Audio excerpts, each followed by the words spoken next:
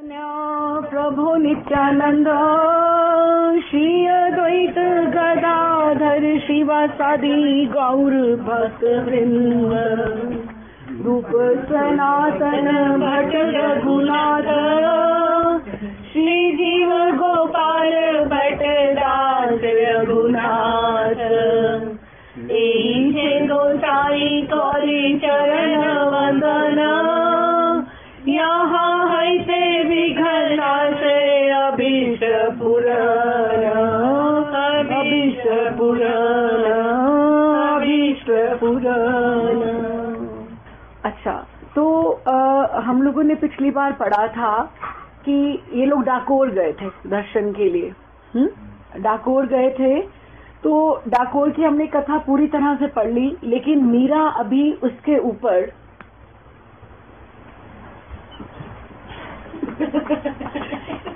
मीरा के ऊपर अभी वो जो निवृत्तिनाथ जो उनके गुरुजी थे वहां पे, जो उनको वहां पे साथ में थे, वो बीच में सारी उन्होंने कथा उनको सुनाई। लेकिन मीरा को एक ही बात समझ नहीं आ रही, वो अभी भी ये बात समझ नहीं पा रही कि जो रामदास बुदाना जी थे जो द्वारिकाधीश को वहां से लेकर आए, तो ठाकुर जी ने उनसे बात कैसे करी? क्या उन्होंने प्रत्यक्ष एज अ पर्सन सुना कि उन्होंने मूर्ति को बोलते सुना? उन्होंने कैसे सुना? कि वो उनको यही बात पे वो अटकी पड़ी है। तो हम यहाँ से शुरू करते हैं। योगी निवृत्तिनाथ जी वार्ता के बीच बीच में मीरा की ओर देख लेते। वे एकाग्र हो पूरी कथा सुन रही थी। लगता था मानो उसके प्राण कानों में ही आ बसे हों। कि सारी जो कथा थी उसको she was putting all her energies in her years, कि उसको लग रहा था कि ये सारा का सारा मैं कथा बहुत प्रेम से सुन रही थी। संत के मौन होने पर उसकी पलकें अवश्य झुक गईं, किंतु वह प्रस्तर मूर्ति की तरह बैठी रही। कुछ समय के बाद उसने श्री निवृत्तिनाथ जी की ओर देखा, लेकिन उसकी दृष्टि में प्रश्न था। It's very good to ask question if you don't understand anything. It makes you the other person feel that you were having continuity in the flow of the katha। तो मीरा कुछ देर के बाद उसने एक दृष्टि में उसके प्रश्न था, और वो प्रश्न क्या था? निवृत्तिनाथ जी ने पूछा, कुछ कहना चाहती हो बेटी? तो उन्होंने मीरा ने बोला कि वो जो भक्त राज थे रामदास बुदाना, क्या उन्होंने भगवान को प्रत्यक्ष देखा था? देखा हो शायद। निवृत्तिनाथ जी को समझ नहीं आया कि उसका क्या जवाब दे, कि वो भगवान होकर बोल रहे थे डाकोर के, या वो मूर्ति ही बोल रही थी। इस तरह से कहती देखा हो शायद। तो मीरा ने गंभीर स्वर में कहा कि क्या शायद से काम चल जाएगा? कि मैं जानना चाहती हूँ कि भगवान है या नहीं है, कि मुझे शायद से काम नहीं चलाना। क्या शायद से काम चल जाएगा? क्योंकि बिना देखे कैसे विश्वास हो, और विश्वास हुए बिना जब तक उसका अभाव जीवन में नहीं व्याप्त होता, किसी की रुचि उस और क्यों लगेगी? जब हमें पता ही नहीं है कि वी आर मिसिंग समबडी, हमें आपको, अगर आप अपनी जिंदगी में, हमारी जॉब है, हमारी फैमिली है, हमारे ये पेरेंट्स हैं, हमारे ये भाई बहन है, हमें पता ही नहीं है कि हम वहां से आए हैं जहां हमें वापस जाना है। तो जब हमें पता ही नहीं है, हम उसकी कमी कैसे महसूस करेंगे? तो जिंदगी में अभाव होना, कोई कमी होना, तो वो ज्यादा जरूरी है। जिस तरह से कहते हैं कि किसी साइलेंस को हमें अप्रिशिएट करना हो, कि आराम क्या होता है, तो हम नॉइजी प्लेस में जब जाते हैं तो हम सोचते हैं थोड़ा शांति होती तो कितना अच्छा होता है ना। या कोई हमारे से दूर जाता है तो हम अप्रिशिएट करते हैं कि वो हमारे लिए क्या था, ठीक है ना। तो रिश्तों को समझने के लिए, उसकी इम्पोर्टेंस को समझने के लिए उसका अभाव होना जरूरी है। अगर पैसा मिलता जाए, आपको किसी को क्या पता पैसे की क्या वैल्यू होती? जो कंफर्ट्स में पले हैं बच्चे, उनको नहीं पता ना। इसलिए किसी चीज का अभाव होना जरूरी है। इसलिए अगर वो सोचे कि वो कह रही कि विश्वास हुए बिना, अगर मैं विश्वास कर लूं, लेकिन मेरे को ये विश्वास कैसे आए कि भगवान है? अगर मैं उनकी कमी महसूस करूं तो ही मैं सोचूं ना कि मुझे, अगर हम प्रभुपाद ने ये इतना बड़ा स्लोगन दिया बैक टू गॉड हेड, हमें पता ही नहीं है कि हमें वहां वापस जाना है, क्योंकि हम वहां से आए हैं। हम वहां से आने का हम सोचते ही नहीं है कि हम वहां से आए हैं। हमें ये पता है कि हमारा यहाँ जन्म हुआ था, हम बड़े हो गए और हमने चले जाना है एक दिन, लेकिन हमें ये पता नहीं है कि हमें यहाँ वापस आना है। लेकिन एक वहाँ एक बहुत बड़ा हेडक्वार्टर है जहां से जाकर फिर हमें लौटना है, बैक टू गॉड हेड, ठीक है ना। So this is not the ultimate life which we are facing now. There is something beyond. ये हमारे जो क्या बोलते पूरी की पूरी जो जिंदगी है हमारी जो आत्मा की, it's like just one page. ये मेरे पिताजी, ये मेरी माता, ये मेरा भाई, ये मेरी बहन, ये जो सारा कुछ है वो ये पेज है। तुम पिछले जन्मों में क्या थे तुम्हें नहीं पता, तुम अगले जन्मों में क्या होने वाले हो तुम्हें नहीं पता। So you are stressed up, you are focusing your so much energy on this one that you are eaten up. आप इतना स्ट्रेस हो जाते हो कि आप आगे सोच ही नहीं पाते हैं, ठीक है।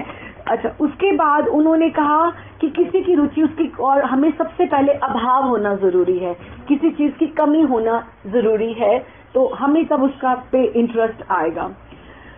तो निवृत्तिनाथ जी कहते हैं कि श्रद्धा और विश्वास दो चीजें हैं। you'll have to trust and then you'll need to have devotion. Shraddha means devotion और विश्वास किसको? फेथ। आपको फेथ होना जरूरी है। श्रद्धा और विश्वास ही भक्ति के माता पिता हैं। जैसे माँ और पिता दोनों जरूरी होते हैं जिंदगी में, इस तरह से जब श्रद्धा और विश्वास इकट्ठे होते हैं तो आपके हृदय में भक्ति का जन्म होता है। और ज्ञान और वैराग्य उसके आगे भक्ति के पुत्र हैं, ठीक है ना। जैसे हमने भागवत भी यहीं से शुरू होती है कि जो ज्ञान और वैराग्य है वो भक्ति के पुत्र हैं, क्योंकि ज्ञान हुए बिना आपको कुछ नॉलेज आएगी तो आप उसके बारे में सोचोगे ना। और उसके बाद वैराग्य, रिनंसिएशन, डिटैचमेंट, थोड़ा आप ऊपर उठोगे। अगर आपका जो पूरा का पूरा मोड है वो हैप्पीनेस के ऊपर ही टिका हुआ है, वैराग्य होगा ही, डिटैचमेंट होगी नहीं, तो आप उसी में इन्वॉल्व हम होते रहेंगे, ठीक है। ये 2 पेज पहले थोड़े से कठिन है, उसके बाद द स्टोरी विल फ्लो, पर इट्स वेरी इंपॉर्टेंट, ओके। और ज्ञान और वैराग्य पुत्र, तो बिना विश्वास के उसका जन्म ही ना होगा। विश्वास होना चाहिए दिल में, तो ही भक्ति का जन्म होता है। तो मीरा बोली, मैंने भी सुना है कि महाराज की भक्ति प्रियो माधव, वो जोशी जी से रोज श्रीमद् भागवतम सुनती हैं, तो वो कहती है कि मैंने भी सुना है भक्ति प्रियो माधव, जो माधव को, ठाकुर को भक्ति बहुत प्रिय है। केवल ये सब सुन लेने मात्र से ही तो विश्वास नहीं हो जाता। लेकिन मुझे विश्वास कैसे हो? उसको लग रहा है वो बच्चा है, लेकिन कितनी होगी, 7-8 साल की होगी मुझे लगता है इस समय, जो उसकी एज बता रहे हैं, लेकिन उसको अभी भी लग रहा है कि मैं कैसे भगवान पे विश्वास करूं, मैंने तो उनको देखा नहीं है, सुना ही सुना है। तो विश्वास को कोई ठोस धरातल चाहिए, कोई प्रूफ चाहिए। यदि कहूं कि विश्वास होता नहीं, कराया जाता है महाराज। उस तरह से हमारे पास इन इंद्रियों को छोड़कर क्या है कि अगर हमें ये सोचें कि हमारी इंद्रियां हैं, अगर फूल है तो हमने उसकी सुगंध आई तो हमने उसको देखा तो ठीक है, लेकिन अगर हमने आकाश है तो हमने उसको देखा, तो हमारे पास इंद्रियां जो हैं, ये जो हमारे सेंस ऑर्गन्स हैं, उनके थ्रू हम रियलाइज करते हैं कि what do we have around us, है ना। और तो कोई बात ही नहीं, हम कैसे महसूस करते हैं किसी को। लेकिन जो भगवान है वो तो इंद्रियातीत है, उनको तो आप पकड़ ही नहीं सकते हो, आप उनको छू ही नहीं सकते हो, आप देख ही नहीं सकते हो। आप तो विग्रह को देख रहे हो, मूर्ति को देख रहे हो, भगवान कहाँ है, वो क्वेश्चन पूछ रही है। हमारे पास इंद्रियों को छोड़कर क्या है जिससे हम उसे छू सके, महसूस कर सके। हमारे जोशी जी कहते हैं कि भगवान इंद्रिया अतीत है, means in beyond your sense organs. You cannot touch Krishna, you cannot feel Krishna, you cannot, क्योंकि वो जो भगवान है, अगर आपने उनको छू लिया तो आप इस जगत के रहोगे। क्यों कहते हैं निधिवन में, ये बात क्यों कहते हैं कि निधिवन में आप जाओ तो रात्रि को अगर आप रहो तो आप अगले दिन आप नहीं कर सकते। कहते हैं ना कि निधिवन अगर आप रह लो या सेवा कुंज में रात्रि को रह लो तो अगली सुबह यहाँ कोई अंधा हुआ होता है, यहाँ कोई किस तरह से भी हुआ होता है, सब लोग यही कहते हैं ना। तो वो क्यों कहते हैं? क्योंकि जो उसने उस जगत में वहां तब देख लिया, उसके बाद वो इस जगत में रहने के लायक रहा ही नहीं, वो इस जगत का रहा ही नहीं। हमारे जोशी जी कहते हैं इंद्रियातीत है।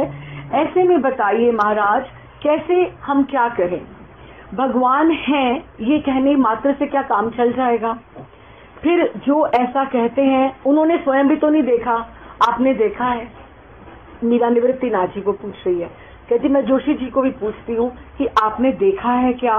उन्होंने स्वयं भी तो नहीं देखा, नहीं अनुभव किया, तो उनकी बात कितनी सच है या कितनी विश्वसनीय कहा जा सकती है, हम उसके ऊपर कैसे विश्वास करें?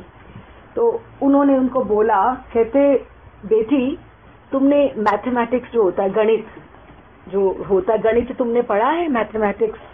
तो उन्होंने कहा हाँ महाराज, जोशी जी पढ़ाते हैं। तो उन्होंने कहा है कि अगर तुम्हें ब्याज ही ज्ञात हो और मूलधन कितना हो ये पता ना हो, तो कैसे मालूम किया जा सकता है कि अगर आपको जो एक मैथमेटिक्स का जो क्वेश्चन होता है तो उसमें आपको इंटरेस्ट पता है और जो मेन कैपिटल है वो ना पता हो, तो आप उसको कैसे निकालते हो? पता ना हो तो कैसे मालूम करते हैं? तो कहती है कि जो कैपिटल है उसको हम मान लेते हैं, समझे ना बात को?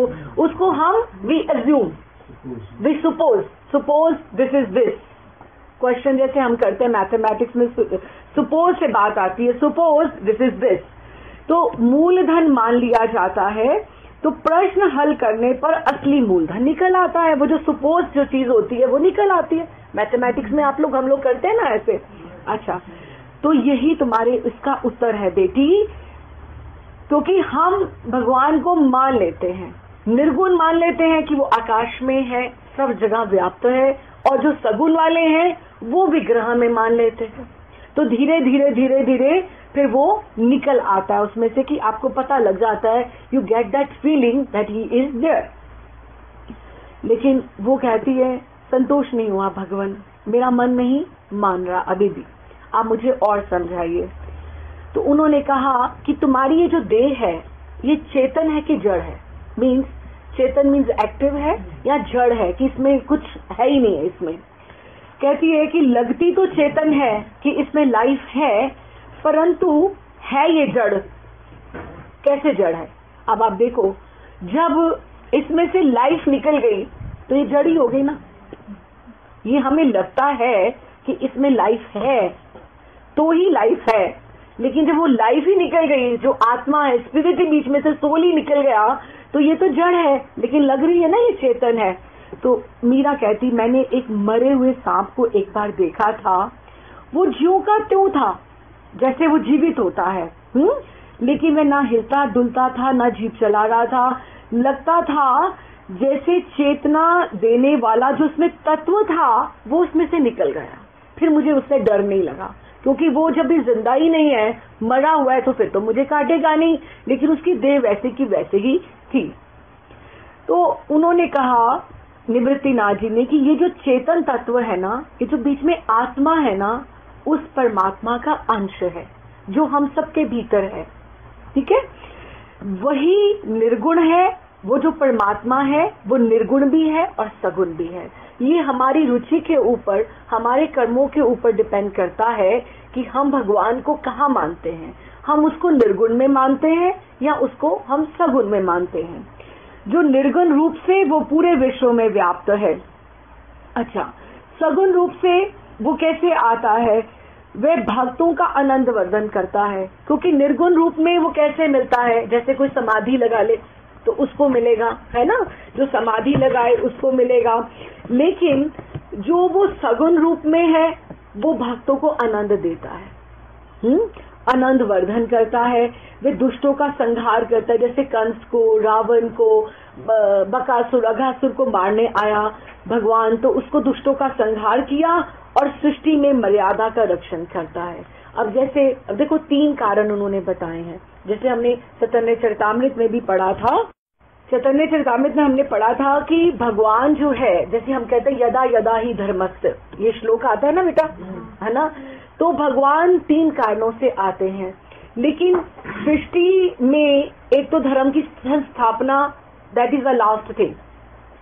सबसे पहले उनका कारण होता है वो भक्तों को सेवियर बनकर आते हैं, उनके कि उनका आनंद वर्धन करने के लिए आते हैं, उनकी रक्षा के लिए आते हैं। That is the first reason. फिर आते हैं तो ये भी काम साथ में हो जाता है कि वो थोड़ा सा रावण को भी मार दिया और ये काम भी कर दिया, ये जैसे बाकी के काम होते हैं।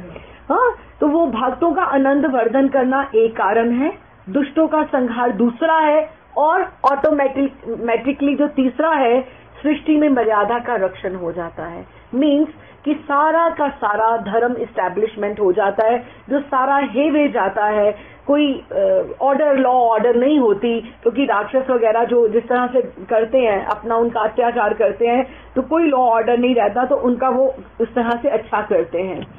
यही सगुण ईश्वर दर्शन देता है। तो ईश्वर दर्शन अवतार जब लेते हैं तो भगवान दर्शन देते हैं।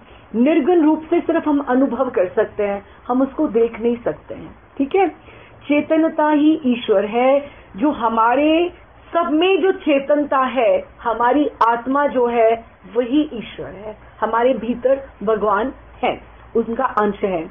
अभी कुछ समय तुमने पूर्व कहा कि देह के पात्र में ढलकर वो वैसा ही जान पड़ता है कि जैसे आप में आपकी अलग देह है, इनकी अलग देह है, इनकी अलग, तो हर एक में आत्मा जिस जिस तरह से है, पौधे में पौधे जैसा लगता है भगवान, कोई और बर्ड है तो बर्ड में भी है, सब में आत्माओं के रूप में वो बटा हुआ है। फिर मीरा को फिर क्वेश्चन आ गया, छोटा है छोटी है, तो उसको बहुत सारे उसके मन में ऐसे क्वेरीज आ रही हैं। तो कहती है लेकिन ये जो नाना प्रकार की देह है, नाना मीन्स अ वैरायटी ऑफ, ये जो इतनी देह है ये कहाँ से आ जाती है और कहाँ चली जाती है? फिर ये जो पत्थर, मिट्टी, पवन, पानी, आकाश, सूर्य, चंद्र, ऋतुएं, और आप मुझे बताइए महाराज, ये छोटे छोटा जो बीज होता है उसमें इतना बड़ा वृक्ष कैसे कैसे उसमें समाया होता है? अब जैसे आम की गुठली में जैसे आम का पेड़ है, आंवले की गुठली में उसके आंवले का पेड़ है तो उसी में से निकलता है ना, तो उसके सारे की सारी क्वालिटीज उसके बीच में कहाँ से आती हैं? अब टमाटर बोओगे तो बैंगन तो निकलेगा नहीं, है ना? जिस जौन सी चीज है उसके बीज में उसमें सब कुछ समाया हुआ है। तो कहती है छोटे छोटे बीज, इनमें इतना बड़ा वृक्ष, फिर उसके बीच में तने, पत्र, फूल और फलों का रंग और अलग अलग भिन्न भिन्न, ये सब उस बीज में कैसे आ सकता है? मतलब ये छोटी छोटी बातें हैं, लेकिन उसके मन में क्यूरियोसिटी है। ये सब क्या है महाराज, मुझे समझ में नहीं आता। मीरा ने आश्चर्य व्यक्त किया। उन्होंने कहा सृष्टि के जो आदि, जो बिगिनिंग है, मध्य जो उसका बीच का है, या अंत में केवल एक ही तत्व है और वो है परमात्मा, चेतन। ठीक है, चेतन तत्व, और कहीं भी कुछ जड़ नहीं है, इसलिए यहाँ कुछ भी नष्ट नहीं होता, बस केवल परिवर्तन होता है। जैसे हम छोटे बच्चे होते हैं, हमारी अभी वो वाली चीज तो कहीं चली नहीं गई, वही हाथ थे, लेकिन उसी में परिवर्तन हो गया, वो हाथ बड़े होने शुरू हो गए, है ना? हमारी देह में परिवर्तन आते जाते हैं। हम लोग घर भी देखते हैं बच्चों को, छोटे जैसे कैसे छोटे छोटे हाथ होते हैं, फिर बड़े हो जाते हैं, एकदम से बड़े होते कितने बड़े हो जाते हैं। तो इस तरह से परिवर्तन होता जाता है। एक छोटा सा पौधा है, वो धीरे धीरे तो परिवर्तन हो जाता है। तो एक परिवर्तन जो है, यही इसका गुण और धर्म है, यही उसमें लाइफ है, जो चेतन परमात्मा का जो तत्व है। ये इसका अर्थ है सरकना, कि वो एक बॉडी से दूसरी बॉडी, तीसरी, चौथी, पांचवी, ऐसे वो सरकती जाती है। इसी को हम जीवन कहते हैं। इसी का नाम संसार है। जो संसरति इति संसारा, जो सरकती जाती है, वो संसार है। तो ये संसार को ही पार करना, ये भव सागर को ही पार करना है, जो हमें यहाँ से लेकर हमें वहां तक पहुंचना है। ये सर्वत्र वही उसी की ये जो चेतनता है, चेतनता मीन जो लाइफ हमें दिखाई देती है। जैसे नेत्र जो होते हैं, आंखें होती हैं, वो हम अपने आप को नहीं देख सकते, उसे स्वयं को देखने के लिए दर्पण चाहिए। अगर जैसे हमारे नेत्र हैं, लेकिन हम अपने आप को नहीं देख सकते, हमें एक मिरर चाहिए जिसमें हम अपने आप को देख पाए, है ना? Isn't it? आपको मैं कुछ बोलूं कि आपका ये ठीक नहीं है या कुछ नहीं है, लेकिन ये कैसे अपने आप को देखेंगी? या तो ये मिरर में देखेंगी या मेरी हेल्प लेंगी। हालांकि नेत्रहीनी के भी हैं, लेकिन ये अपने आप नहीं कर सकती ना वो काम। इसीलिए भगवान हमारे भीतर है, लेकिन हमारा मन जब तक शुद्ध नहीं है, जो मन के दर्पण में हमें भगवान दिख सकते हैं, लेकिन वो मन शुद्ध कैसे होगा? मन एसोसिएशन से शुद्ध होगा, संतों की चरण की रज से शुद्ध होगा। जब तक हम तपेंगे नहीं, जब तक हम उसको तपस्या नहीं करेंगे, अपने आप को डिसिप्लिन नहीं करेंगे, तब तक हम भगवान को नहीं देख सकते। तो उन्होंने कहा जैसे उसे स्वयं को देखने के लिए दर्पण चाहिए, वैसे ही भगवान को देखने के लिए मन रूपी दर्पण की शुद्धता की जरूरत है। जैसे चैतन्य महाप्रभु का पहला यह चेतो दर्पण मार्जनम, कि आप अपने मन के जो चित्त है, चित्त के दर्पण को आप मार्जन जब तक नहीं करोगे, तब तक आप उससे नहीं हो सकता। और महर्षि तो कहते हैं कि संतों की चरण रज और अपने मन के आप करुणा के साथ, दीनता के साथ, जब तक आंखों के अकेली राख से काम नहीं बनेगा, जब तक आंखों के अश्रु तुम्हारे मन में दीनता नहीं आएगी, करुणा नहीं आएगी, तो मार्जन कैसे? अकेली राख से कहाँ काम होता है? क्या आपको पानी भी चाहिए ना, तो काहे का पानी लेकर आओ? कहते पानी अपनी आंखों का लेकर आओ, अश्रु लेकर आओ। तो इस तरह से इस विषय को जानने वालों का संग लेकर आओ। अगर जब तक तुम्हें ये भगवान को जो संत जान गए हैं already, those who have seen in, those who have realised परमात्मा, जब तक उनका एसोसिएशन नहीं मिलेगा, आपके भजन का बल नहीं होगा, तब तक आप भगवान को नहीं अनुभव कर सकते। श्री पुंडरीक महाराज भी बहुत अच्छा बताते हैं कि जो ये कथा होती है ना, ये एक तरह के घाट की तरह होती है। कथा जो होती है, जैसे यहाँ एक शिविर लगा है, जैसे कैंप्स लगते हैं, है ना, कैंप लगते हैं, तो ये जो कथाएं होती हैं, ये एक घाट की तरह है। जैसे हम वहां जाके स्नान करते हैं, तो कथा एक ऐसा दर्पण है जहां जाकर हमें पता लगता है कि हम कितने अच्छे हैं, कि हमने कितना सज गए हैं और कितना सजना बाकी है, कि हर एक का मन उसके भीतर साक्षी बैठा है जो उसको बताता है कि मैं कितना भजन करता हूं। आपको या मुझे आपको बताने, किसी को बताने की जरूरत नहीं है। हर एक का मन अपना साक्षी है कि तुम कितना भजन करते हो, तुम्हारे में कितनी तड़प है कि तुम वापस अपने भगवान के पास जाना चाहते हो। हर एक का मन साक्षी है, मेरा भी है। तो इस तरह से सबका मन साक्षी रहता है। तो कथा जो है एक तरह का सत्संग जो है, एक तरह का दर्पण है जो हमें ये दिखाता है। अगर suppose if we are not sitting here, it is Sunday, we can have time in front of TV also, we can go for outing, for dinner also, or for picnicking, और कोई मूवी वॉच करने भी जा सकते थे। ये हमारा प्रयास नहीं है कि हम यहाँ बैठे हैं, हम वी आर फॉर्चुनेट वंस कि भगवान ने हमें किसी माध्यम से याद करके इकट्ठे करके यहाँ बिठाया है कि हम उसकी बात सुने। So we are the fortunate ones कि हमें उसकी याद नहीं आई, उसको हमारी याद आई है कि हमारे मन में, इनके मन में ये बात आनी चाहिए, इसीलिए हमें ये संग मिलता है। तो उन्होंने कहा कि जिसको इस विषय के बारे में जानना है, उसको जानने वालों का संग करना चाहिए, जिसने ऑलरेडी भगवान को जान लिया है, और भजन का बल चाहिए। तो वो मीरा फिर पूछती है, तो महात्मा जी क्या आपने उसे देख लिया है? मीरा ने जैसे स्वप्न से जागते हुए पूछा। उन्होंने कहा, मैं अपने आप को जान गया हूँ, means I am a self realised person, कि I have known myself. जिसको जैसे हम बोले, प्रभुपाद ये बोलते थे बहुत अच्छा कि आप ये नहीं कहते हो, जैसे हम बोले ना रिक्शा, इंडिया में जैसे बोलते हैं रिक्शा, तो वो रिक्शा नहीं है, वो रिक्शा चलाने वाला है, लेकिन वो उसी समय सुन लेता कि ये मुझे बुला रहे हैं, है ना। हम कोट हम पहने हुए हैं, लेकिन हम कोट नहीं है। इस तरह से हम अमेरिकन है या कुछ है, या केनियन है या इंडियन है, ये हमारा देह की बात है, बाहर की बात है, लेकिन हम भीतर कौन है, ये जिसने जान लिया, that is the self realised person. जिसने अपनी आत्मा को जान लिया कि मैं कौन हूँ, मैं कौन हूँ, मैं ये आत्मा हूँ, ये अगर बात भगवत गीता का जो बेसिक फैक्ट है, यहीं से तो शुरू होती है भगवत गीता। जिसने ये जानने की कोशिश करी कि मेरे एंसेस्टर्स भी चले गए, अब हम भी कभी जाएंगे, what is the purpose, real purpose of my life, जिसने ये जानने की कोशिश करी कि हु एम आई, उसकी वहां से यात्रा शुरू हो गई। तो उन्होंने कहा मैं अपने आप को जान गया हूँ। योगी निवृत्तिनाथ जी ने कहा कर्मों के संस्कारों की भिन्नता के कारण मन की रुचियां भिन्न होती हैं, क्योंकि मेरे कर्म अलग है पिछले जन्मों के, तो हमारे जो इंटरेस्ट है वो भी फर्क है। Maybe he is interested in something different, me I am interested in music and dancing, you know, my taste are different, क्योंकि इनका जन्मों का संस्कार वहां तक इनको ले गया हुआ है। जिसमें ये परफेक्ट है ये वहां से आगे चलेंगे, जिसमें मुझे रुचि थी मैं वहां से आगे चल रही हूँ।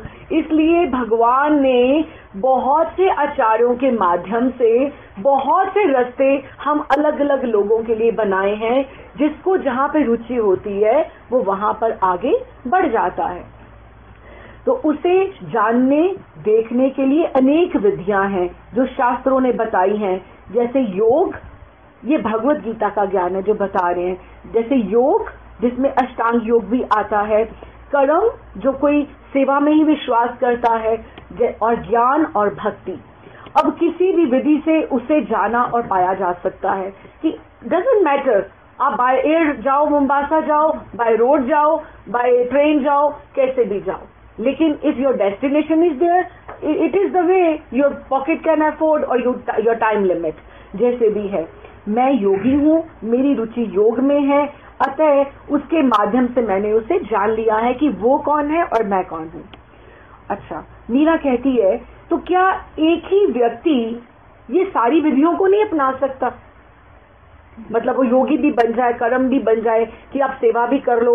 अब देखो ना, एक तो फिजिशियन हुआ जिसने सबके बीमारियों के बारे में बात करनी है, लेकिन कोई ऑर्थो है, कोई डेंटिस्ट है, कोई अलग अलग डॉक्टर है, उसके स्पेशलाइजेशन है अलग अलग से, ठीक है ना।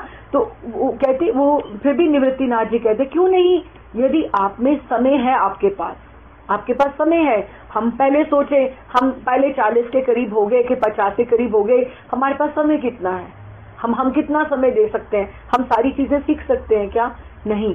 तो उन्होंने कहा क्यों नहीं, यदि आपके पास समय है, आपके इंटरेस्ट हैं, रुचि है, बल है, बुद्धि है और सुयोग है, तो अवश्य ही वो अपना सकता है। पर मेरा अपना मत है कि किसी एक ही विधि को अपना कर चलें, कि या तो आप योगी बन जाओ, या कर्मी बन जाओ, या ज्ञानी बन जाओ, या भक्त बन जाओ, कि एक ही अगर विधि को अपना कर चले, तब भी चरम पर जब वो पहुंच जाता है कि when he touches the extreme, सारी विधियां उसके लिए एक हो जाती हैं, उसको सब बातों का ज्ञान हो जाता है। क्योंकि जब वो मुंबासा पहुंच गया तो इट डज नॉट मैटर कि वो कौन से रूट से आया है, ठीक है ना। क्योंकि मीरा को क्यूरियोसिटी ये है कि मुझे कौन सा रास्ता अपनाना है, and she is just 8 years old। तो वो कहती अच्छा, अगर मैं सोचूं तो भक्ति में क्या बात मुख्य है, कि भक्ति क्यों करें हम? ये किसी के भी क्वेश्चंस हो सकते हैं जो मीरा पूछ रही है। तो भक्ति में क्या मुख्य है? तो निवृत्तिनाथ जी कहते हैं भक्ति में समर्पण मुख्य है, कि you will have to surrender yourself, आप अपना समर्पण।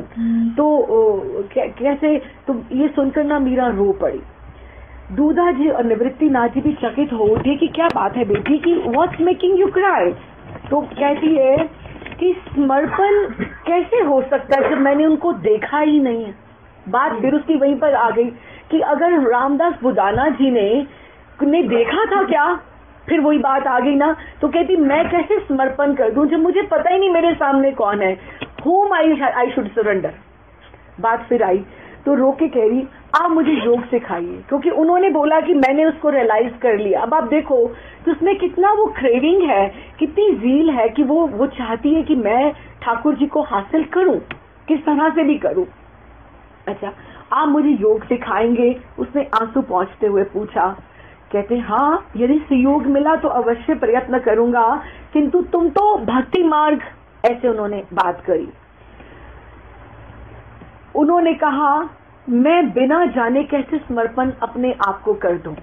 अब देखो मीरा भी जो आई है भक्ति में एकदम से नहीं आई है, उसके कितने रास्ते, और ये तभी मैं कह रही हूँ 2 पेजेस बहुत हैं, हार्ड है लेकिन इंटरेस्टिंग है। कि बिना जाने कैसे समर्पण हो, कोई तो मुझे कह दे कि उसने भगवान को देखा है तो मैं उसके पीछे चल दूं, मुझे आकर भगवान बता दे वो ऐसे हैं तो मैं भक्ति कर लूं, मैं भक्त बन जाऊं। कहते कि तुमने बद्रीनाथ धाम देखा है? उन्होंने कहा तो उन्होंने पूछा, निवृत्तिनाथ जी ने पूछा कि तुमने बद्रीनाथ धाम देखा है? तो उन्होंने कहा नहीं देखा, परंतु महाराज जिन्होंने देखा है उन व्यक्तियों से मैंने सुना है कि वे आंखों से देखकर आए हैं। आपने फरमाया कि योग का अवलंबन लेकर उसे जानना है, तो मैं योग से जान लेना चाहती हूँ। कोई तो संगीत से रिझाते हैं भगवान को, तो मैं संगीत सीखना चाहती हूँ। जैसे भी हो मैं उसे पा लेना चाहती हूँ। बहुत गुण और रूप के वर्णन सुने हैं कि जोशी जी जब भागवतम करते हैं, पढ़ते हैं, तो उन्होंने ठाकुर जी की बहुत क्वालिटीज के बारे में डिस्कस किया है। मुझे मतलब मैंने सुना है उनसे, लेकिन मुझे समझ नहीं पाती मैं कि मैं उन्हें कैसे पा सकती हूँ। अगर तो संगीत है तो मैं संगीत सीखने के लिए तैयार हूँ कि अगर मैं गाकर उसको पा सकती हूँ। अगर योग से पा सकती हूँ तो आई am ready for yoga. I can do anything for him but I want to achieve. यदि वह है कहीं और मानव देह का संयोग मिल गया है तो क्यों ना मैं इसका सदुपयोग कर लूं, क्योंकि अगर वो है, अभी भी उसको विश्वास नहीं है कि वो है कि नहीं है, वो भी अभी इसके बीच में अटकी हुई है। अच्छा, संसार में और भी तो बहुत कुछ स्पृहणीय है बेटी, means which is attractive and you can touch and you can grasp. Why don't you go to those fields? Why you are interested in this religious track? तो कहते हैं कि फिर इसी ओर तुम्हारी रुचि क्यों हुई मीरा? तुम्हारी आयु के बालक खिलौनों और खेल में रमे रहते हैं और तुम ये सब छोड़कर इस इतनी कठिन राह की ओर क्यों मुड़ गई हो? क्यों? क्योंकि पूर्व संस्कार है। हमें आज आप सोचो, आज अक्षर बैठा है, रेयांश बैठा है, आज जो भी समझेंगे 10, 15, 20% सोचेंगे इनके पूर्व जन्म का संस्कार है। जो ये इनको इतना पता, हमें कौन सी उम्र में जाके पता लगा? इन बच्चों के पूर्व जन्म के संस्कार हैं जो इनको घर से, बचपन से इन्होंने ठाकुर सेवा देखी है। घर में हमने देखी क्या बचपन से? मुझे याद है, मैं तकरीबन मामा करते तो थे सारा कुछ। मुझे लगता मैं शायद स्टैंडर्ड 7th 8th में थी जब हमारे यहाँ ठाकुर जी आए। तो इतना हमें जल्दी नहीं पता लगा, फिर भी धीरे धीरे we grew up with the time. लेकिन इन बच्चों को बचपन से पता नहीं ताई गौरांग कौन है, तो इनके पूरे जन्म की संस्कार है ना। तो इसीलिए वो महाराज कह रहे हैं कि इतना कुछ है तुम्हारे खेलने के लिए, तुम्हें यही चीज क्यों अट्रैक्ट कर रही है? इसलिए महाराज, क्योंकि सबका कहना है कि जो मानव देह है, मनुष्य देह है, सहज नहीं मिलती। मनुष्य देह सहज नहीं मिलती और उसे जानने पाने का योग इसी देह से बन जाता है कि अगर if we have got achieve the human body तो ही हम भगवान को पा सकते हैं। कुत्ते की देह में, बिल्ली की देह में, पक्षी की देह में थोड़ा भगवान को पाया जाता है। जो intelligence and tongue which we have got this facility हमारे पास है, हम ही तो सोच सकते हैं ना, लेकिन वो दूसरी देह में तो नहीं है। लेकिन चेतन तत्व उनमें भी है और हम में भी है, आत्मा उनमें भी है। प्रभुपाद सीधा कहते हैं meeting, sleeping, eating, having family सब योनियों में है। लेकिन what is so special about us? तभी तो 65 की एज में प्रभुपाद जा रहे हैं बॉस्टन में, अमेरिका में प्रीच करने के लिए, उन फॉरेनर्स को बताने के लिए कि उनको कौन बताएगा कि मनुष्य देह तुम ऐसे ही मत बिगाड़ लेना। तो इस तरह से उन्होंने कहा उसे जानने पाने का जो योग है वो तो इसी देह से बनेगा ना। और जब हम उस श्रेष्ठ को पा सकते हैं तो फिर ये छोटी छोटी वस्तुओं, खेलना, तमाशे, मुझे क्या जरूरत है? ये तो श्रेष्ठ है। कैसे श्रेष्ठ? क्या है? भगवान को पाना। So that is a higher test, something big, achieve something big. सबसे बड़ी आप बात सोचो। आप छोटी बात के बारे में क्यों सोचते हो? जैसे अब प्रेमानंद महाराज जी कह रहे थे, एक दिन बड़ा अच्छा एग्जाम्पल दे रहे थे कि 15 अगस्त आने वाली थी, तो एक मिनिस्टर गया, किसी जेल में गया, तो उन्होंने कहा आज आप जो मांगोगे आपको मिल जाएगा। एक आगे आया, वो कहता जी हमें साबुन नहीं मिलता अच्छे से यहाँ पे। कहते हाँ जी साबुन देना चाहिए। वो कहते जी हमें 2 टाइम चाय नहीं मिलती, एक ही टाइम मिलती है। कहते 2 टाइम दे दिया करना इसको, हम खुश हैं आज, तो आप करो ये। तीसरा आया, उसने कहा हमारे कंबल जो है कभी कभी ठंड लगती है, आप थोड़ा कंबल आप अच्छी क्वालिटी का, कहते इनको 2 कंबल दे दो जी, ठीक है। चौथा आया, उसने कहता जी मैं मुक्त होना चाहता हूँ, मुझे जेल से मुक्त कर दो। वो कहते हाँ इसको मुक्त कर दो जी। बाकी सारे उसके मुंह देखते रहे। किसको तो इसने एक चीज मांगी तो इसको तो सारी चीजें मिल गई अपने आप। साबुन भी हो गया, वो घर जाएगा तो आराम से रहेगा ना, साबुन भी मिलेगा, खाना भी मिलेगा, कंबल भी मिलेगा, सब कुछ। लेकिन now it depends on us. हम लोग इस संसार में रहकर we are asking or we are begging and yelling and craving for all materialistic pursuits. हमको ये चाहिए, वो चाहिए, वो चाहिए। If you desire the higher, जब श्रेष्ठ मिल गया तो बाकी सब चीजें तुम्हारे कदम चूमेंगी, तुम्हारे पीछे पीछे भागेंगी। तुम्हें किसी के पीछे भागने की जरूरत नहीं है। वो जिसके पीछे वो आता है ना, उसके पीछे पूरी दुनिया आती है। तो इस तरह से वो कहते हैं कि जिसने उसको श्रेष्ठ को पा लिया, उसके लिए ये हल्की फुल्की वस्तुओं या स्वयं को बहलाया क्यों जाए। ये मनुष्य देह बहुत दुर्लभ है।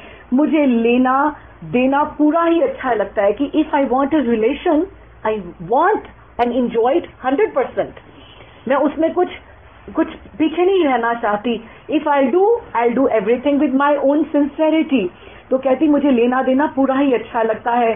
थोड़ा थोड़ा करके मन नहीं मेरा रमता कि मैं ये सोचूं ये ऐसा हो जाए, भगवान है नहीं है, आपने उसको जाना है, आप मुझे योग सिखाइए, मैं आपके रास्ते चलना चाहती हूँ कि मैं पूरा का पूरा जीना चाहती हूँ। हाँ, तो मुझे थोड़ा थोड़े में मेरा मन नहीं रमने वाला। और जिसे ऐसी चीज को मैं पालूं कि जिसके पाने के बाद मुझे कुछ पाना बाकी ही नहीं रहे।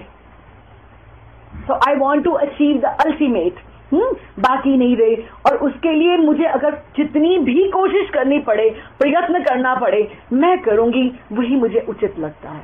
कितना उसकी इस समय क्रेविंग है इस एज में।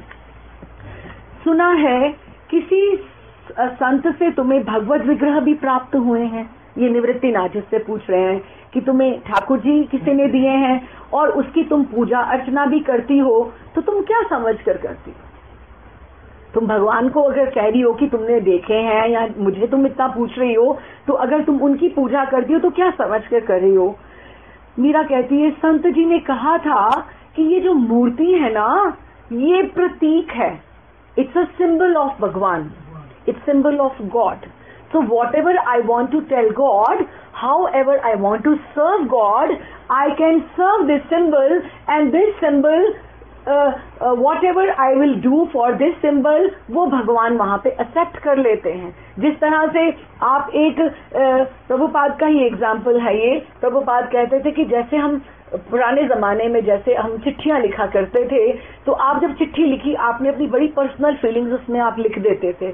लिखकर जब आप उसको पोस्ट ऑफिस में या उसमें पोस्ट बॉक्स में डाल देते हो, तो आपको ये लग जाता है ना कि आपने अपना सारा दे दिया, अभी वो वहां पहुंचेगा ना, अब वो आपकी जिम्मेदारी नहीं है, वो अगले बंदे की जिम्मेदारी है। इस तरह से जब हम अपनी फीलिंग्स, जब हम अपना भोग, जो हम सब कुछ अपना मन भाव इनके ऊपर चढ़ा देते हैं, इनको दे देते हैं, तो ये हमारी जिम्मेदारी वहां तक है। अब आगे पहुंचाना ये इनकी जिम्मेदारी है। ये पोस्ट बॉक्स हैं, वो उस भगवान के जो हमारे लिए आके हमारे कंफर्ट लेवल पर आकर जो सब एक्सेप्ट करने के लिए बैठे। ठीक है ना? अच्छा, तो उन्होंने कहा ये प्रतीक है, मूर्ति जो है प्रतीक है, और जो सर्वत्र है वो इसमें भी है, क्योंकि भगवान जो है वो चेतन है और वो सब में है, तो वो उसमें भी है। भगवान प्रतीक में कैसे नहीं होंगे? तो पूजा मुझे अच्छी लगती है। शास्त्रों में सुने वर्णन के आधार पर मैं कल्पना करती हूँ कि वह कैसा है। कि जैसे जैसे मैंने जोशी जी से सुना है कि भगवान कैसे दिखते हैं, तो मैं ऐसा इमेजिन करती हूँ कि जिस तरह से Meera is also imagining, Meera अभी इस स्थिति में है और हम लोग जैसे जैसे ग्रंथ पढ़ेंगे we will see the depth of her bhakti कि कैसे वो ग्रो अप होती है। तो उस तरह से वो भी कहती कि मैं भी कल्पना करती हूँ महाराज कि वो कैसा है। बाबोसा का कहना है, बाबोसा दादाजी का है, बाबोसा का कहना है कि ये कल्पना जो है ना, जो हम सोचो, ये बहुत बड़ी बात है, ये जो कल्पना है ना, जो हमारी इमेजिनेशन है, संसार के पाश से हमें छुड़ा देती है। ये संसार का जो पाश है ना, ये जो भव सागर का ये जो पूरा का पूरा cycle of death and birth है, इससे हमें ये कल्पना छुड़ा देती है। क्योंकि अगर हम जगत की कल्पना करेंगे, आप देख लो, आज आप न्यूज़पेपर लेकर पढ़ना बैठ जाओ आपको, फिर आप शाम को बैठो, आप देखो कैसे वाइब्रेशंस आती हैं आपको, आप टीवी में मैच देख लो, आप फिर देखो आपकी वाइब्रेशंस कैसी हैं। और अगर कोई महाराष्ट्री आए हुए हैं, अगर वो कथा में आप जाते हो या आप कोई और किसी संकीर्तन में जाते हो, तो फिर बैठ के देख लो कि आपको कैसे वाइब्स आती हैं। एवरीथिंग काउंट कि हम जिस कल्पना में, जिसकी एसोसिएशन में हम लोग रहते हैं, उसकी जगत की कल्पना जगत के साथ बांधती है, और जो हम इनकी कल्पना करते हैं वो हमें इनके साथ बांधती है। तो मुझे तो उस रूप की जिसकी कल्पना मैं करती हूँ, मुझे वही अच्छा लगता है। मैं मूलतः उसे जानना चाहती हूँ कि भगवान कैसे हैं। मेड़ता के रनिवास की जो स्त्रियां हैं ना, मुझे हमेशा कहती हैं, महाराज किसने देखा है भगवान को, मरने के बाद क्या होता है किसने जाना। तो आज की बातें नहीं है, वर्षों से लोग यही कहते आए हैं। जो भक्त बनने की कोशिश करता है ना, उसको पूरी दुनिया यही कहती है, एंजॉय दिस लाइफ। किसने देखा है, मर के क्या पता कहाँ जाना है, एक ही जिंदगी मिली है। हमें नहीं, ये बरसों से मीरा को भी सबने यही कहा है, मीरा को नहीं, उससे पिछले वाले भक्तों को भी सबने यही कहा है। तो कहती रनिवास में जो सब रानियां है ना, वो मुझे कहती हैं, कौन आकर हमें बता देता है कि ये हुआ हमारे साथ, ये हुआ, हमें उसने मारा, उसने पीटा। आप अच्छा कर लो, बुरा कर लो, जो कुछ है यहीं पर है, स्वर्ग भी यही है, नरक भी यही है। बड़े लोग कहते हैं ना। अच्छा, किसने जाना, कौन जाकर वहां मर के आकर हमें बताता है, हमें क्या पता। संसार में रह लो, खा पी कर मौज कर लो, बाद की कौन जाने। कल्पना के भगवान या स्वर्ग के पीछे संसार की आंखों देखती हम मस्ती को क्यों खोएं। वो भगवान किसने देखा है, ये मस्ती तो हमें अभी दिख रही है ना, एंजॉयमेंट तो अभी हमें दिख रही है ना, let's enjoy the life. Who has seen him, nobody has seen. किसी ने देखा भगवान को कैसा लगता है। हाँ, इन्हीं बातों ने मेरी जिज्ञासा जगा दी महाराज कि अगर वो है तो वो कौन है, वो क्या है और कैसा है, और है भी या नहीं। शी स्टिल कंफ्यूज्ड, है भी या नहीं है, तो उसके पाने के उपाय क्या है। क्योंकि मुझे सब कुछ पूरा जीना है, 100% लेना देना, बिल्कुल मैं थोड़ा थोड़ा लेके नहीं जी सकती हूँ। If I want to give, I am ready to give my 100% sincerity, even I want 100% effort from the other side also. Adi Yogi निवृत्ति नाथ जी हैरान हो रहे, आश्चर्यचकित कि ये छोटी सी, ये कितने इस तरह से प्रश्न पूछ रही है। और उन्होंने खुद आगे बताया कि दूधा जी को बताया कि वे पुष्कर जा रहे हैं इस समय, डाकोर से लौटकर आने तक अगर यदि पुष्कर रहे तो मेड़ता आकर वो अवश्य मीरा को योग की शिक्षा देंगे। क्योंकि मीरा की बुद्धि और जो धारणा शक्ति है, means she so receptive, her absorbing जो पावर है वो इतनी ज्यादा है कि वो कहते हैं कि मैं भी बहुत खुश नसीब अपने आप को समझूंगा कि अगर मेरी मीरा जैसी शिष्या होगी। कई गुरु खुश होते हैं, कोई शिष्य खुश होते हैं। हमें इतने बड़े गुरु मिल गए, इतने बड़े महाराज मिल रहे हैं, लेकिन कई गुरु आगे बढ़कर आगे से बोलते हैं, वो कहते हैं कि मुझे बहुत प्रसन्नता होगी और गुरु बनकर इसको शिक्षा देने में बहुत प्रसन्नता होगी, क्योंकि she is very receptive, she wants to learn so much. तो ये this was the difficult part of it. Now आगे पढ़ते हैं। जब मेड़ता वो लौट आए वो लोग, तो दूधा जी ने अपने कामदार को कुछ सवारों के साथ पुष्कर भेजा और पूछने के लिए कि निवृत्ति नाथ जी वहां पुष्कर में है या नहीं है। जब वो डाकोर से आ गए तो उन्होंने उनको सम्मान से उनको बोला कि अगर वहां पर है निवृत्तिनाथ जी तो आप उनको सम्मान के साथ यहाँ आप ले आओ। इसी बीच वृंदावन से प्रसिद्ध संत बिहारी दास बाबा अपने ही शिष्यों के साथ घूमते घामते मेड़ता पधारे, क्योंकि बताया था पिछली बार पुष्कर में जितने लोग आते हैं वो मेड़ता होकर जाते थे उस समय, तो वो भी मेड़ता आ गए। दूधा जी की प्रार्थना स्वीकार करने के से कुछ दिनों के लिए वो वहां ठहर गए। मार्गशीर्ष की पूर्णिमा को श्री चतुर्भुजनाथ मंदिर में भजनों का आयोजन किया गया। पूर्णिमा थी तो उनका जो मंदिर था वहां विष्णु भगवान का, उसका नाम क्या बोला? चतुर्भुजनाथ, विष्णु भगवान का जो स्वरूप था। तो उन्होंने उनको वहां भजनों का आयोजन किया गया। राज परिवार और अन्य महिलाओं के लिए झरोखों की बैठने की व्यवस्था की। अब पिछले समय में क्या होता था, जो रानियां और ये सब लेडीज होती थी, they could not sit in the समाज, तो उनके लिए उन्होंने ऊपर झरोखे बनाए होते थे, जैसे ऊपर बालकनीज होती थी जहां पे सब अपना सर वगैरह ढककर सब बैठा करती थी। तो उन्होंने वहां व्यवस्था करी। मंडप में एक और प्रजागण और दूसरी और राज पुरुषों के साथ राव दूधा जी बैठे कि बहुत बड़े सेनापति हैं, मंत्री हैं, क्योंकि it was an open invitation for everybody. सब लोग वहां पे, मंदिर बहुत बड़ा था, राज्य का मंदिर था, महल में था, तो वहां सब राव दूधा जी बैठे। लेकिन मीरा अपनी माँ के साथ या काकी के साथ ही बैठी। दूधा जी की एक और मीरा और दूसरी और जयमल उनकी गोदी में सट कर बैठे थे, बिल्कुल दोनों जन, एक जना उधर एक जना इधर। संत बड़े भजनानंदी थे बिहारी दास जी, और संगीत शास्त्र में आचार्य थे। तो वाद्य सस्वर होने पर उन्होंने गाना आरंभ किया। मृदंग और तानपुरे पर सधे स्वर और भावपूर्ण बोलों ने भक्त हृदय को बांध लिया। इतना अच्छा गाया कि किसी ने इतना अच्छा स्वर कभी सुना नहीं था। मीरा ध्यान देकर सुन रही थी।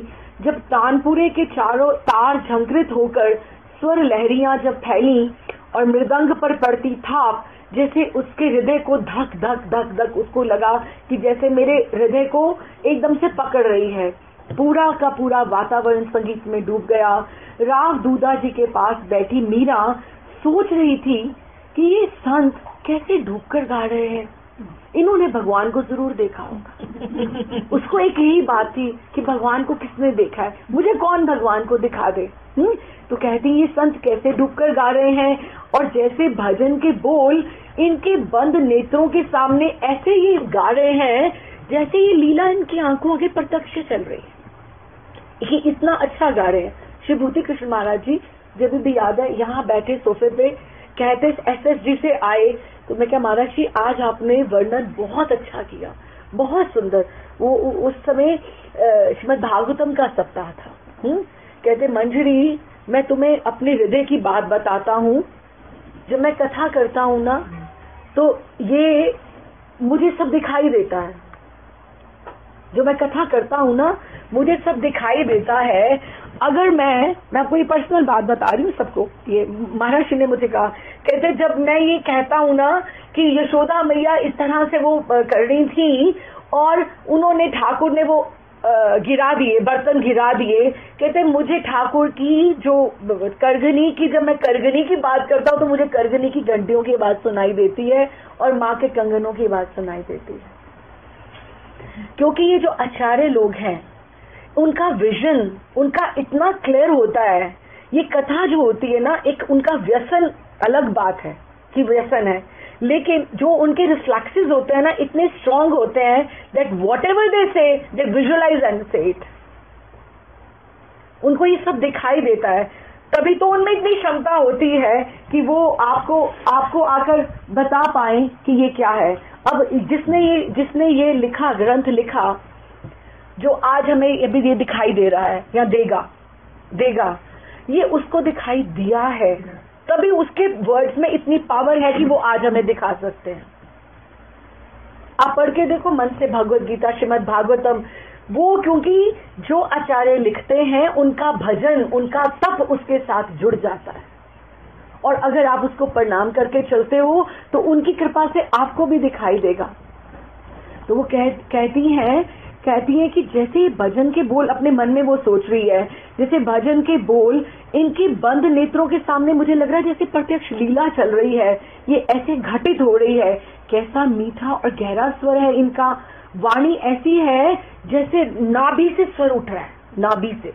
एक तो होता है कंठ से, एक हृदय से, और कई लोग तो दिखाने के लिए गाते हैं। ये जो अब भजन संध्या, अब आप सोच लो, एक चीज एक डिवोटी ने बनाई और एक चीज किसी और ने बनाई, देयर इज अ डिफरेंस, क्योंकि उसमें भाव है, डिवोशन है, वो भाव साथ में जुड़ा, और दूसरे ने ऐसे ही बनाई तो उसमें नहीं है। तो वो उन्होंने कहा कि वाणी जैसे है, नाभि कूप से उठ रही है। कभी मैं भी ऐसा गा सकूंगी, मंदिर में सोच के वो ये सोचे कि मैं ऐसे गा सकूंगी।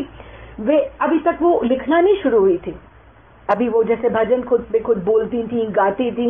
मीरा ने अभी ऐसा कुछ नहीं शुरू किया, अभी तो she is getting exploring herself कि मैं इधर जाऊं कि इधर जाऊं, ठीक है ना। वह एकाग्र तंद्र अवस्थावत बैठी सुनती रही। दूधा जी की आंखों से वो सुन के, वो आंखों से आंसू झरझर बह रहे थे। अन्य श्रोता भी मुग्ध हो रहे थे।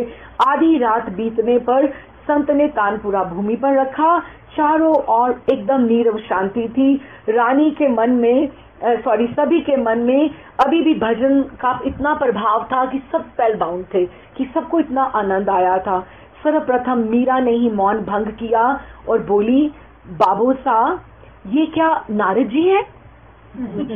हाँ, और इनके पास हाथ में क्या है? तानपुरा उसने तो कभी देखा नहीं था। कहती क्या ये वीणा है? ये क्या है? ये क्या नारद जी है? तो उसने तानपुरे की ओर संकेत किया। जोशी जी महाराज ने बताया था कि नारद जी वीणा और करताल बजाकर भजन करते हैं, तो क्या ये नारद जी है? पहले महाराज श्री को के चरणों में प्रणाम करो बेटी, फिर प्रश्न पूछना। दूधा जी ने कहा तो मीरा के साथ साथ जयमल भी उठ गया, तो उसने भी संत को प्रणाम किया, क्योंकि जो दीदी करती थी, जीजा करती थी, जीजा बोलता था, जीजा करती थी वैसे ही वो करता था। छोटा था। मुस्कुराकर उन्होंने दोनों हाथ बालकों के सिर पर रखे। जयमल तो जाकर फिर से अपने बाबा सो की गोदी में सोने का उपक्रम करने लगा, एकदम गोदी में चला गया। किंतु मीरा ने अपने स्थान पर जाकर बैठकर प्रश्न का उत्तर पाने के लिए महाराज की ओर देखा। उसकी वह शांत, सरल और सुंदर मुख आकृति बहुत सुंदर थी। मीरा बचपन में बहुत सुंदर और मधुर स्वर और प्रश्न पूछती। वो स्वच्छ निर्मल दृष्टि संत कुछ क्षण मुग्ध से देखते रह गए, फिर धीमे स्वर में बोले, नारद जी कहा, मैं तो प्रभु का तुच्छ दासा अनुदास हूँ बेटी। नारद जी तो बहुत बड़े हैं, बड़े भक्त हैं, उनका परिकर हैं। तो ऐसे उन्होंने उनको बोला, तो मीरा को पता लग गया कि नारद जी कोई और है, नारद जी बहुत बड़े हैं, तो नारद जी भी होते तो कुछ ऐसे ही होते। उसने शी अज्यूम्ड। तो क्योंकि वो जो जोशी जी से तो श्रीमद् भागवतम सुना करती थी, she is trying to see those characters in the outer world. वो कर रही है कि ये ऐसे लगते होंगे, ये ऐसे लगते होंगे, इस तरह से वो कर रही है। अगले दिन सुबह क्या हुआ, संत राजमहल में ही ठहरे थे। रात्रि के चौथे पहर के पूर्व ही, क्योंकि वो मंगला के समय उठ जाते हैं संत लोग, तो वो जब उठ गए तो उनकी नींद उचट गई। शैया त्याग करके वे कक्ष से बाहर आए तो प्रातः पूर्व की तरह ही शीतल मंद समीर की लहरों पर बहती, एकदम से जैसे सुबह का 4-5 बजे का जो समय रहता है, कितनी मॉर्निंग में कितनी अच्छी वाइब्रेशंस रहती हैं, तो उनको क्या सुनाई दिया, कच्चे कंठ की गीत ध्वनि, कि जैसे कोई गा रहा है लेकिन कच्चा कंठ है, मीन्स जैसे आवाज खुली नहीं हुई इस तरह से, लेकिन कच्चे कंठ से, और सुधा सिंचन एकदम से जैसे अमृत कानों में घुल रहा है। आश्चर्य से वे एकाएक जड़ हो गए। जब उन्होंने शब्द सुने तो ये तो भजन वही था जो उन्होंने रात को गाया था। तो उनको लगा कि ये कौन गा सकता है, और किसकी इतनी स्मरण शक्ति कि रात्रि में मैंने गाया और आज सुबह इतनी सुबह उठ के कौन गा रहा है ना। तो वे मन ही मन सोच रहे थे कि ये भजन जो मैंने रात्रि में मंदिर में गाया था, उसे उसी स्वर ताल में इतने मधुर स्वर में कौन गा रहा है। दूधा जी भी संत के कक्ष का द्वार खुलने से, क्योंकि वो संत की सेवा में थे, तो वो भी पास में उनके द्वार खुलने से और उनकी पदचाप, उनके जो चरणों की आहट सुनने से वो भी जग गए थे। वे भी उठकर बाहर आ गए। प्रणाम करने पर महात्मा जी ने उनसे मन की बात कही। उन्होंने भी ध्यान देकर सुना कि ये कौन गा रहा है। स्वर तो रनिवास रानियों के महल से आ रहा था, रनिवास की ओर से आ रहा था। वे पहचान गए। उन्होंने कहा, ये तो मीरा का स्वर है महाराज।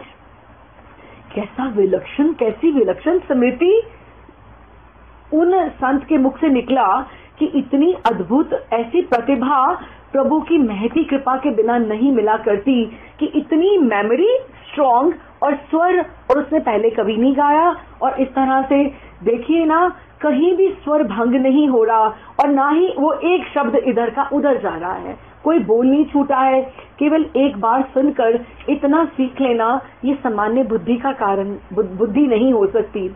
दूधा जी ने उन्हें मीरा की प्रतिभा, संत से उन्हें गिरधर गोपाल कैसे मिले हैं और डाकोर के पथ में योगी से जो वार्ता हुई, वो उसके बारे में जब सब बातें सुनाई तो बहुत प्रभावित हुए कि ये मीरा जो है ये साधारण सामान्य बालिका नहीं है।